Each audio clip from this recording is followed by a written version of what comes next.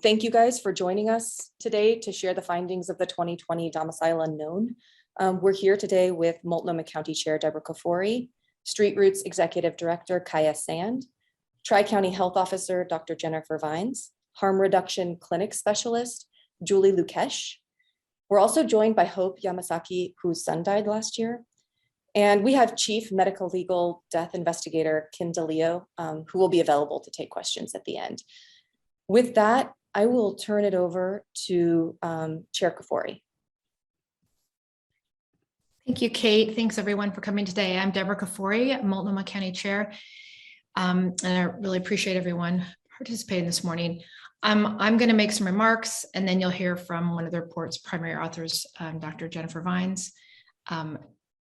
As Kate said, we'll also hear from Kaia Sand, Executive Director of Street Roots, and Harm Reduction Clinic Specialist Julie Lukesh. And we are incredibly grateful to be joined by Hope Yamasaki, who's the mother of Christopher Madson-Yamasaki, who passed away on February 27th, 2020, without a place to call home.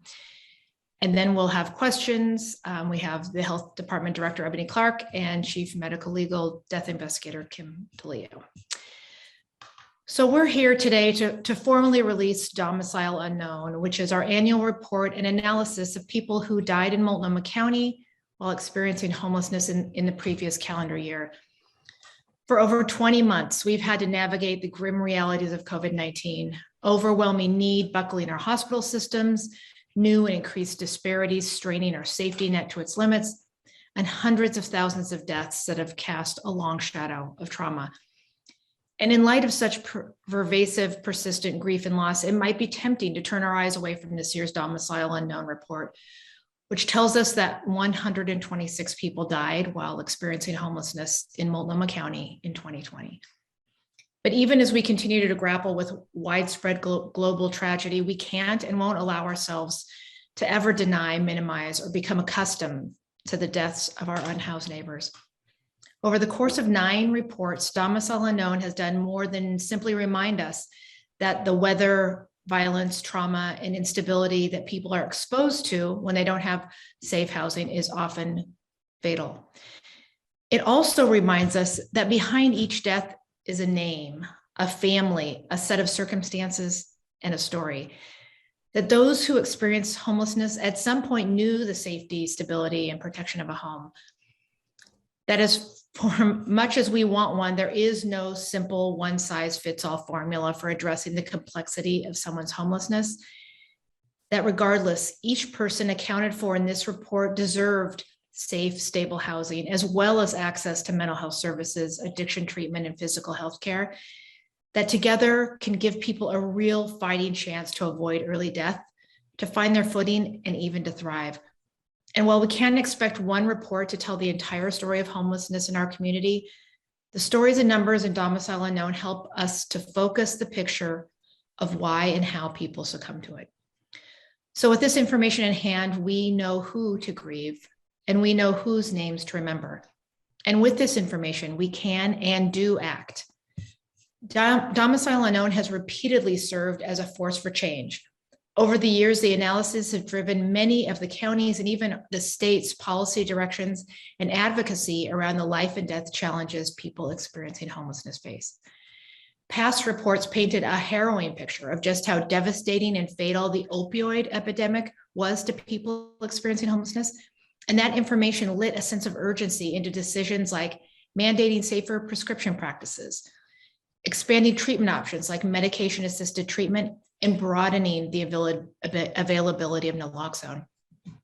The report's analyses have also been critical to helping us understand where and when shelter access is needed most, guiding our efforts to not just expand our shelter system, especially during bouts of extreme weather, but also to find ways of making them more inclusive and supportive. Through the Joint Office of Homeless Services, we began expanding supportive housing in 2017, and since then we've opened hundreds of new permanent supportive housing units with more than 1,000 in the pipeline. In the passage of Senate Bill 850 last session, jurisdictions now across the state can begin collecting Domicile Unknown information of their own to bring their local pictures of homelessness into better focus, and to turn that understanding into urgent action. And the truth is, even as we have moved to meet the challenges that put the lives of unhoused people at risk, new ones like a generational pandemic or the surge in a shocking, dangerous, and destructive new form of meth have emerged. The tens of thousands of masks, water, and sleeping bags distributed by our staff to mutual aid groups, not just during ice storms and heat domes, but all year, made a difference to keep people safe. The 8 motels we opened to safely shelter hundreds of people at the highest risk of fatal infection made a difference. What Domicile Unknown makes exceedingly clear is the resilient, life-changing, life-saving difference that a safe home to live in, healthy human connection, and accessible support services can make. And that's exactly why we continue to work diligently, urgently, to advance interventions that help keep our neighbors and help our neighbors find stability, safety, and a path forward. That includes the work to finally scale up the services, programs, and resources that connect people to the stable housing they need to stay alive, or to help them keep their housing, or access a shelter bed and get other immediate needs met, or find behavioral health services, all thanks to the supportive housing services measure. Our first of its kind downtown behavioral health resource center is also on the horizon for people who experience chronic homelessness, because their or undertreated behavioral health challenges create unscalable barriers to housing. This report tells us that we can't arrest or sweep or warehouse our way to saving lives. Too many of the victims documented in this report died because they needed something more than that. They needed housing along with the relationships and support to help them heal, recover, and move forward. That's why I remain profoundly thankful that the voters last year gave us the money to significantly expand supportive housing, the kind of housing that will save lives and fill in the gaps where our neighbors' lives fell through. That funding is also critical to supporting staff who work hard to build trust and maintain relationships with those living outside, to expanding and creating new entry points to services, and to increasing the resources people can access right now to meet their most urgent needs. All part of what it takes to move people off the street and into a home. And as this work takes flight, so does my sense of hope for the difference that we will be able to make in people's lives, as well as my sense of gratitude for everyone in the community dedicated to this work. This report makes clear that we must see that work through. We cannot stop short, only sanctioning tent camps or only seeking other strategies that merely move people out of sight, and convincing ourselves that we've somehow done the right thing by the people we've lost year after year. And there's something else that this report calls us to do. By remembering those who passed as fully realized, complex people as our neighbors, we can sustain the connection, conviction, and resolution to make things better for those who are still alive. As these stories make clear, it's that human connection and relationships are critical to ending homelessness. It's not just bricks and mortar and smart program that saves lives. It's other people, like the incredible people who are working on the front lines and making those connections every day. Their work gives us hope. Their work creates opportunity. We can honor those who were overcome by the undeserved trauma, the brutal isolation, and the elements by working together to end homelessness. Before I pass it on to our Multnomah County Health Officer, Dr. Jennifer Vines, I want to be sure to express my deepest gratitude to the families of Christopher Madson-Yamasaki, Amber Kotri, Ryan Holmesley, Michael Bowen, Andrew Howard, and Harold Major for being so generous and forthcoming with their memories. We grieve alongside you. Thank you for coming today. Thank you, Chair Kafoury, and good morning, everybody. I'm Dr. Jennifer Vines. I'm the Multnomah County Health Officer. This is the 9th year for this report. It's actually my first to share it with you as the health officer. And I first want to highlight it's an example of the really important work that the Multnomah County Medical Examiner program does day in and day out to understand how and why people die. Difficult as it is to review deaths in this way, it creates knowledge and it fuels our ability to act. And I want to thank them for their service and their compassion for families. The defining event of 2020 was, of course, the COVID-19 pandemic, but I don't want to blow past a finding that stands out immediately to me, which is the young average age of death and the young ages of the people highlighted in this report. And again, I echo the gratitude to their families for sharing their stories. These are years of life loss that really have almost no comparison globally in terms of life expectancy, just based on this sample of 126 people. So I will talk about the COVID-19 pandemic, and in particular, the surprising finding that none of these deaths were attributed to the virus. So a lot of effort went into protecting this particular population early in the pandemic. But at the same time, I have to acknowledge that there have been disproportionate effects on others in Multnomah County, in particular communities of color, and so much work we still have to do to address the racism and the underlying conditions that are contributing to the suffering of COVID-19 among people in Multnomah County. But at least we can look at this report with a critical eye and wonder if we could have undercounted deaths due to COVID-19. So let me just spend a few minutes answering that question. So this report is based on medical examiner death investigation. So it does not include individuals who would have been hospitalized or had a long hospital stay prior to a death that was determined to be natural. So that could miss cases. But death investigators for cases that are in their jurisdiction routinely tested for COVID if that person had any symptoms of illness in the days before their death, or if a family requested it, just to be sure. So death investigators perform routine medical chart review, and we have to remember that routine testing through healthcare was limited early in the pandemic. It was largely limited to hospitalized patients in the early months. So that could have been a reason to undercount. Another reason could have been just the timing of our biggest wave of COVID in 2020, which happened late in the calendar year. So the timing of deaths from that wave could have resulted out in early 2021, which means they'll be detailed in the 2021 Domicile Unknown report. The young average age of people that I already mentioned who died while experiencing homelessness suggests that this is a young population, a relatively young population. And we know the risk of death from COVID increases with age. So that would be a reason to believe these numbers. Finally, another reason to believe this finding is that a lack of confirmed deaths due to COVID actually aligns with our local experience of disease transmission.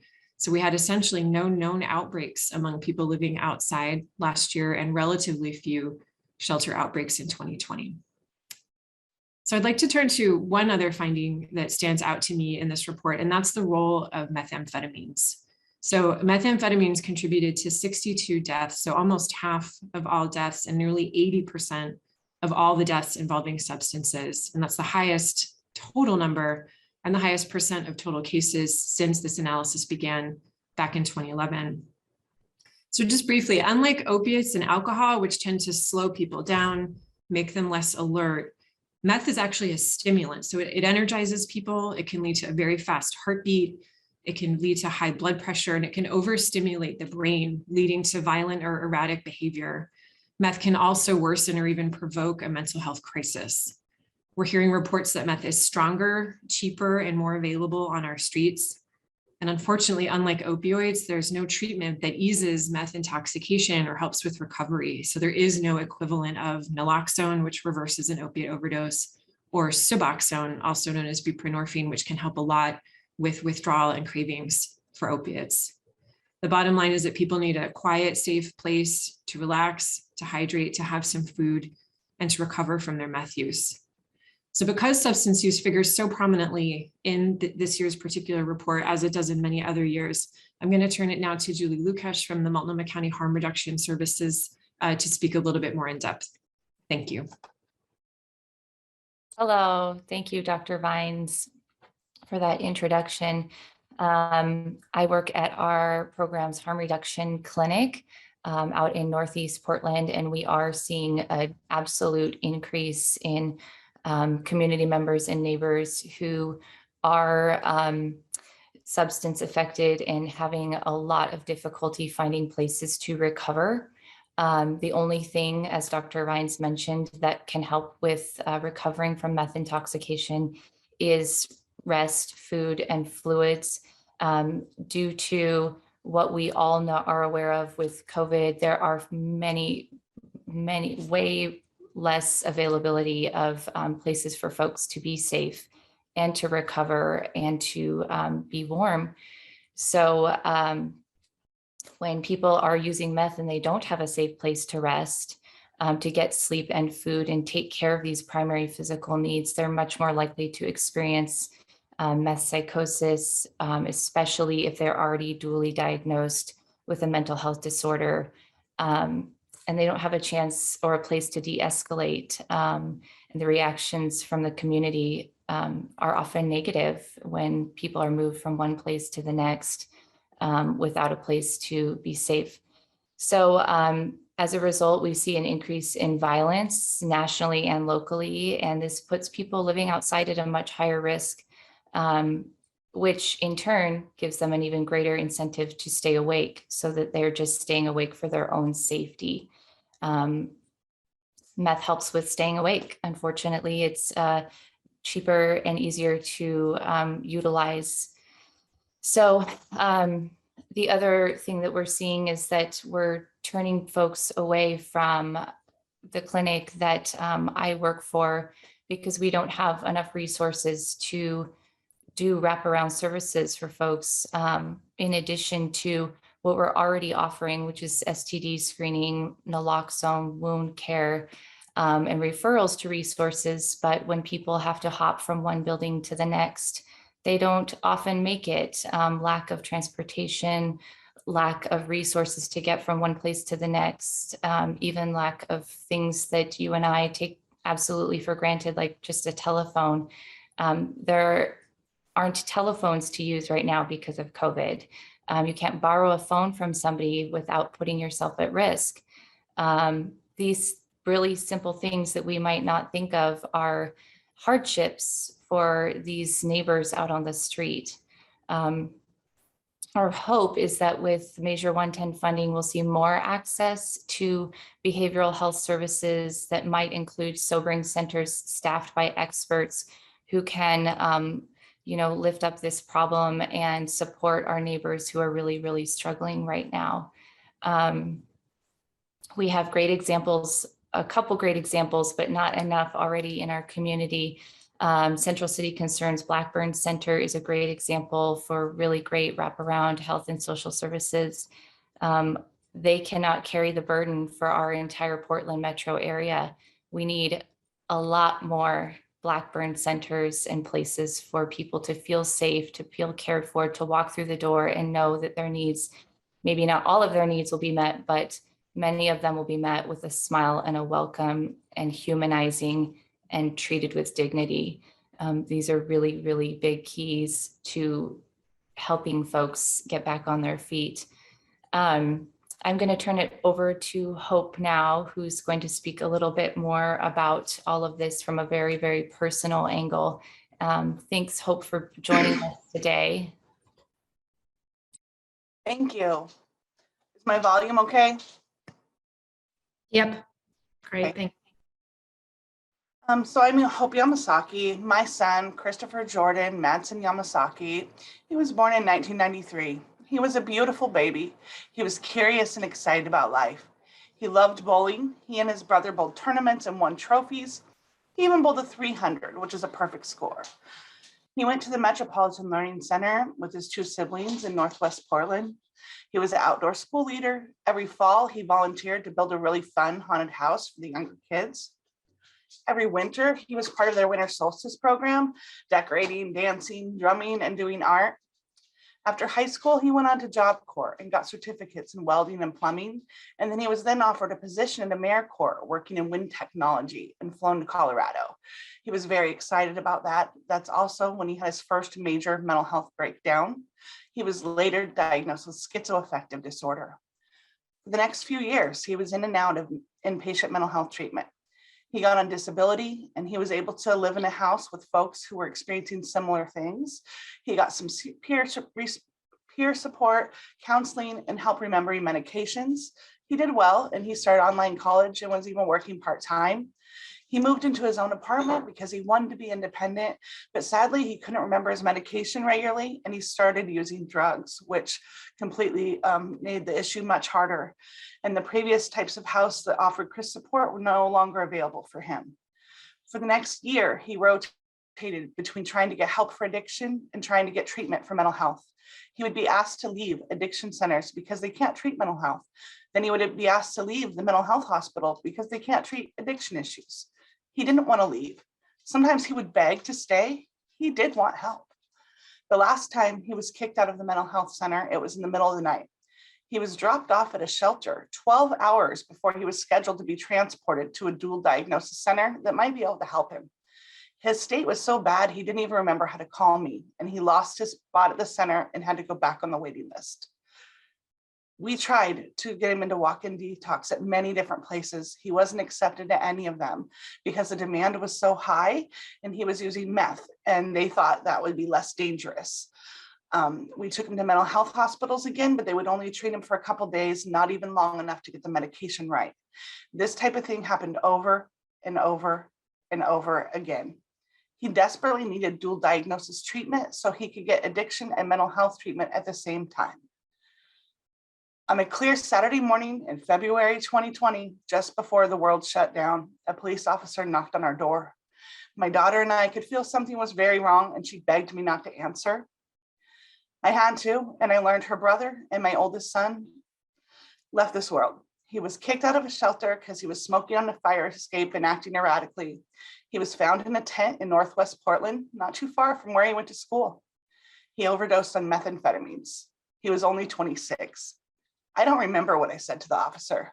My daughter and I just hugged and stared out the window. We watched the clouds come in, and as our tears fell, so did the rain. And the harder I cried, the harder it rained until it was hailing. It was like the universe knew and felt this loss and agreed it shouldn't have happened. And this is increasingly common as our class divide increases, and I'm afraid it's getting worse. Chris had me advocating for him and desperately trying to get him help, and it is still not enough. I feel so much guilt and sadness, but we desperately need dual diagnosis centers and walk-in detox, safe places for people to be who are on meth. We need better options. Help is not as easy to get as many people think. There's just not enough resources available. The houseless matter.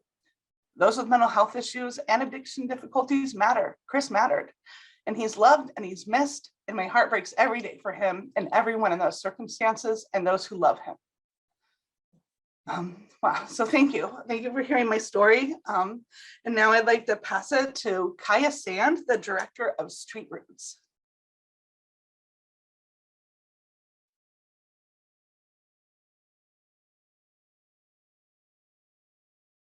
Kaia, I think you're muted. Thank you. I just thank you so much, Hope, for sharing a little bit of Chris with us this morning. So I do want to just take a moment and honor him and the other 125 people who are represented in this report. That is the heart of everything that we're talking about this morning. I'm Kaia Sand. I'm the Executive Director of Street Roots, and for nearly a decade, we've been publishing this report each year with Multnomah County and its medical examiner. We do this because as a newspaper and an advocacy organization that works alongside hundreds of people experiencing homelessness, we're committed to bringing to light meaningful information, informed about the public health consequences of life on the streets, we can more effectively act. And there are harsh patterns worth noting. As others have noted this morning, people on the streets died decades before their time, and this year's average is really similar to every year. It's 46 years old. Another pattern that we see is that Black and Indigenous people, just as they are overrepresented in homelessness, died at a higher rate in 2020 than white Portlanders experiencing homelessness did. People living their lives in public are consistently overrepresented by homicides, something we really noticed this year. And every year, people medicate their struggles and die in that way. And more, it's the viciousness of methamphetamines that are taking lives. So in other words, the harshest edges of human experience are suffered by people who are in fact already suffering. This report underscores as it does every year, that providing housing and support services are essentially about saving lives. When a person secures housing, they can stay out of this report's heartbreaking tally. So that's why it's Street Roots. Every time someone gets housing or secures the services they desire, we celebrate. Over the last couple months, we've been hearing a lot of those stories. A woman who just a month ago got housing, and she told me that what she wanted for a housewarming is an upside down pineapple cake. A man who finally, after more than a decade on the streets, can grow a houseplant, and that's what he wanted to do first. A man who just got housing, and he has struggled for years with an addiction to methamphetamines, and he's tried to go into recovery, and he's always told me that he can't balance survival and recovery. He could only have a fighting chance if he could get inside. He always was trying to stay awake at night, both to be able to stay out of violence or to stay alert to violence, and also, in fact, to stay awake because of rats. So people are always medicating their experience on the streets. So we're only a week away from what we always honor as the Homeless Memorial Day on the winter solstice. Is the darkest day of the year. And I do want to mention that this year, Sisters of the Road and Ground Score will hold a public vigil on Northwest 6th and Davis at 4:30. And at Street Roots, in the morning, we'll light candles as we do every year. And this year, we're going to start a new tradition of also mounting up house keys alongside those candles as hope that more people can live. So I am the last person on the speaker docket. So I'm going to turn it back over to Kate for, I believe, questions. Thank you, Kaia, and thank you to all of our speakers. Feel free to turn your videos on to take some questions. So if reporters, if you have questions and would like to just drop those into the chat, we'll take those in order. And again, with those who spoke, but we also have Chief Medicolegal Death Investigator Kim DiLeo and Health Department Director Ebony Clarke. Oh, and I see in the chat right now, Emily Green is asking a question. Why doesn't the county include data from hospitals on deaths of patients experiencing homelessness who were admitted for more than 24 hours in order to calculate a more complete number?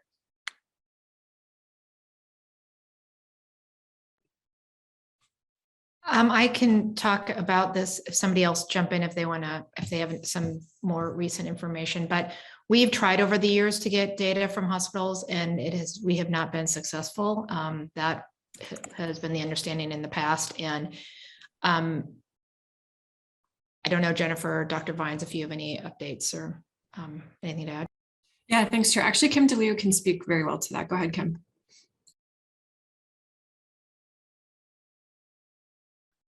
You're on mute, Kim.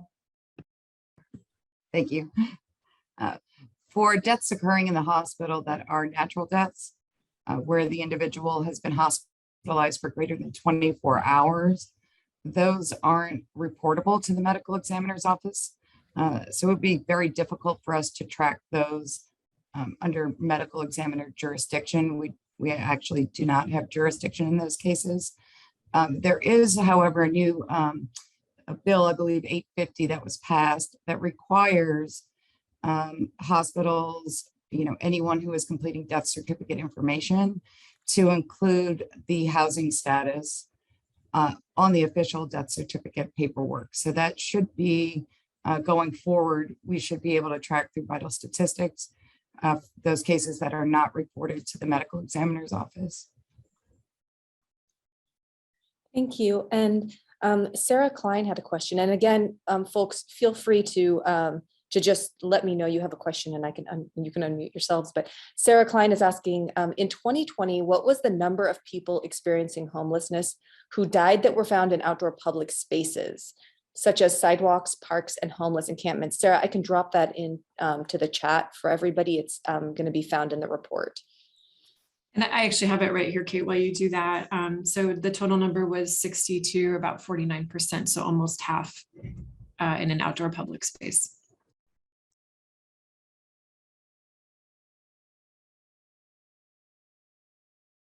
Yeah, Maggie, go ahead. Maggie Vespa.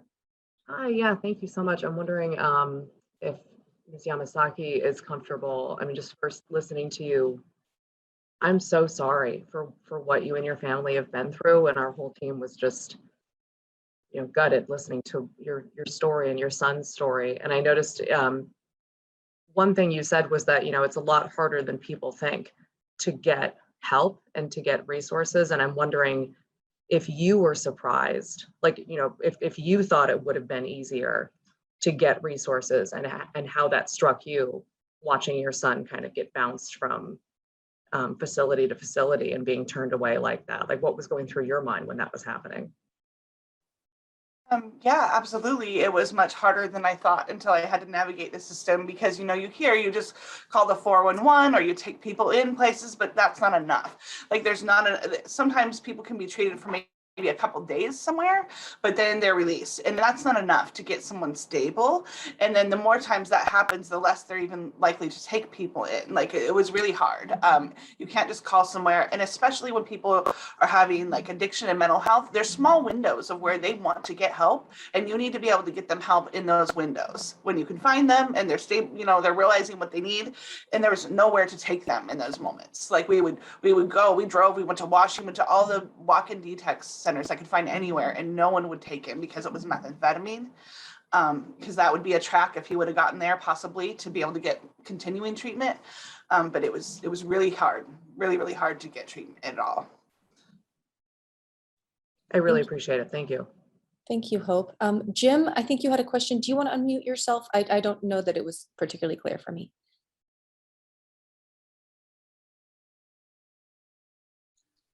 Can you hear me now? Yeah. Some homeless people living outside have been quoted as saying that they will not go to the indoor shelters because they are so poorly run that there's violence and property thefts and things like that. Are the indoor shelters really that poorly run that people vulnerable outside are choosing not to go to them? What I can say is that our shelters are always full, to the extent that we can have them be full. So we also do know that indoor shelter, congregate living shelter is not for everyone. And that's why we have worked hard to expand the options of folks. But whether it's indoor shelter or safe rest villages, it's all just a stopgap to really what we believe the solution is, which is providing people with a place to call home, a place of their own. For some, it's just getting in out of the elements and in a safe place. For others, they like some of the folks who are profiled in this report, that they will need more than just keys to an apartment. They will need varying levels of intense services and individualized services based on their needs. We know there's not enough, and that's what we're working very hard to do. And Chair, this is Ebony, Clarke, Health Department Director. I just want to add to what Chair Kafoury said is that also has what helped inform, our intentionality as we work to build the Behavioral Health Resource Center that is specifically targeted for those who are impacted by chronic homelessness, which oftentimes also are impacted by severe and persistent mental illness. And so we really try to take a trauma-informed approach as we work to build out the facility, thinking about, some of the specific symptoms and times where an individual may be triggered. And so, the Behavioral Health Resource Center will have a mental health shelter that will better accommodate those who are impacted by chronic mental illness, and better suited to have somewhat of a more private option in a shelter. So just wanted to add that. Thank you. Thank you, Ebony. And I think Kaia, you had a question? Hi, yes, thank you for taking my question. And Hope, I also want to tell you that we appreciate you sharing your story today, and our hearts are with you. I want to follow up on Maggie's question. When I hear the story of Chris and what he and his family went through, this sounds like, a young man who wanted help, who looked for help, who attempted to get help and had support with his family to try and do so. Chair, this might be for you, I don't know, but do stories like this make you see or realize that maybe something's failing here? I mean, we have someone who wants help and who had tried relentlessly, it sounds like, with his family, only to end up, on the street and a part of this count. Well, what I see, and from reading the report and what I hear when I listen to stories from people like Hope and the families and individuals who are struggling right now to get into services, is that there is a definite lack of services for people who want it. We know that we have a severe shortage in behavioral healthcare providers. We know that it's not easy to get on the lists. And as Hope talked about, if you miss your appointment, you can be up. We know that there's a lot more to be done. And we also know that it's not just the services, it's the housing as well. It's having that tie together. And that's why, as I said in my comments, I'm so grateful and thankful for the voters of Multnomah County and the Tri-County region who passed the supportive services measure, which will now give us the opportunity to scale up to a level we just haven't had the dollars to do so before. Also, with the passage of Measure 110, I'm very hopeful that we will have an additional resource to increase access to treatment. And then, as Ebony Clarke talked about, our current Multnomah County Health Department director, having the Behavioral Healthcare Resource Center will also be a really crucial next step. So I think that's one of the reasons we do this report too, is to guide us in how we can do things better and more be more successful in the future. And one of those ways is adding additional ways and avenues for people to get into the services that they need. Thank you. And if I can also ask a follow-up question really quick, and Dr. Vines, this might be for you, or I'm not really sure. I'll just ask. When Hope's talking about her son, having obviously some mental health concerns, and then also having, drug issues as well, how often do those two things, go hand in hand? Obviously, I don't need like a specific number, but I'm assuming that's not a rare combination, because as we've heard in the countless stories that we've told around this town, is that, sometimes people self-medicate. So are those, often connected? Yeah, I think it's fair to say that those are often connected. You hear the term dual diagnosis. It's been referenced here. It means behavioral health diagnosis and a substance use disorder diagnosis. And it can be chicken or egg if, which one fuels the other. But the bottom line is people have two needs that need to be addressed. And so there's a real need for our behavioral health system to be able to help those people. And I don't know, Julie, Lukesh, or Ebony, Clarke, if you want to say more. Yeah, what I'll just add to that is that what we often find is that folks tend to more often than none start off with a mental health issue, challenge, and or diagnosis, which tends to lead to self-medication and addiction. And so that's something that's recognized, and one of the things that, at Multnomah County in our behavioral health division, we really work also to equally raise up and prioritize the needs for substance use disorder treatments, because oftentimes I think that a lot of times it's seen as very separate, but they are very interconnected. Just like recognizing, as Chair Kafoury spoke to, having a place to lay your head often is very interconnected with your stability in all other areas. Being able to have a place to lay your head increases your likelihood of being able to engage and complete treatment. Thank you. Thank you all so much. I appreciate it. Thank you all. Nicole from the Oregonian had a question. And I think this is a two-parter. The second piece might be for Kim. How deep is the investigation for each individual case? For example, do we know how many individuals who died were in some sort of outpatient mental health program? So how much of a person's backstory do you get?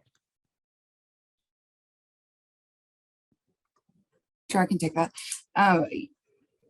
We conduct thorough death investigations to determine the cause and manner of death. Sometimes we have, more information available in medical records than we do for some other cases. We may or may not know if someone is receiving outpatient treatment if it's not listed in an initial medical record that we have access to. Currently, the medical examiner's office does not compile or track any deaths regarding outpatient facilities. And then it looks like Nicole had just a second part to that question, which was asking about trends in fentanyl deaths. Yes. Whether that's you or Dr. Vines. I could say that it looks like there were 4 fentanyl deaths this year specifically for Domicile Unknown. We didn't notice any trends per se in these 4, but we have seen increase in fentanyl over the last, several years. It's been increasing each year. The current trend on is M80, kind of fake oxycodone pills, the fake Xanax pills. I know that several bulletins have been released previously. Hopefully we'll have some, final numbers that we can release regarding fentanyl overdoses. Hopefully Thank soon. you. And then Thanks. it looks like Alex Zielinski, you had a question? Yeah, thank you. My question is kind of both for maybe Chair Kafoury and Dr. Vines. Chair, you mentioned that each year these reports inform policy decisions kind of going forward. And I'm curious what you think the biggest lessons from the 2020 report is, and kind of what stands out the most to you as something that can be and should be addressed by policymakers going forward. I really think our goal for this next year is increasing the number of places where people can get help and the number of folks out there in the community who can give help. And then ensuring that people who need it and want it are connected to the services that are available. So that to me is my greatest takeaway as we work to increase the number of supportive services, housing beds available. We need to really ramp up the number of services that are available for our community members. Yeah, thanks. I agree completely. And I would just only add that I think services specific to substance use and behavioral health, I think that's implicit in the chair's comments, but I think this report really makes that quite stark. Thank you so much. And I think Christian, you Vessel, you were next. Yeah. Thank you. I just wondered, when thinking about death, somebody might be in the middle of crisis or something like that. And I was wondering whether we have a system or an organization that literally drops by camps to knock on the door, as it were, and say, are you doing okay? Or whether that's would be a waste of money, or it might stop some of these deaths because people be like, oh, I'm in the crisis, or I don't know. Does that happen, or is that a dumb idea, or I don't know? No, Christian, that's not a dumb idea. That's a great idea. And we do every year in our budget, we've increased the number of outreach workers that we have. Some of them have specialties. Some of them are behavioral health outreach specialists, some of them, and we've increased those in the past years. Some folks assess people to try to get them onto the lists so that they can get into our shelters or into housing. And some people are out passing out water and getting people connected to medical attention if they need it. So there are, I don't have the number, maybe Dennis can put it in the chat, of the number of outreach workers that we have who go around our community to have a connection with people who are living in our camps. One of the other things that we do know is that a lot of folks who are living off the grid and away from society, really, they need that human connection. So establishing a relationship with someone and having consistent contact from the same person shows that the community hasn't forgotten about them, that they're still valued and that people care about them, and that helps get people, another way of helping get people into the behavioral health supports that they need. All right, thanks. thank you to all of our speakers, and thank you, Hope, for coming today. And thank you all for joining us.